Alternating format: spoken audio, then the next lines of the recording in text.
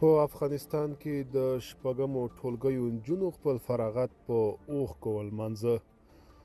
په افغانستان کې د شپږمو ټولګیو نجونو خپل فراغت په اوښکو ولمانځه، ځکه دا د طالبانو په حکومتولۍ کې د هغوی د تعلیم وروستی کال دی. د بهار رستم په نوم یوه 14 کلنه زده کوونکي اسوسییټ پریس خبري اژانس ته ویلي همدغه میاشت یې شپږم ټولګی خلاص کړ، خو وایي بیا به د ټولګي مخ نه ګوري. نوموړي وړاندې ویلي د ژوند لویه هیله یې دا ده چې ښوونکي شي، خو زیاته کړې ده چې د ښوونځي نه دوام یې دغه هیله سخته کړې ده.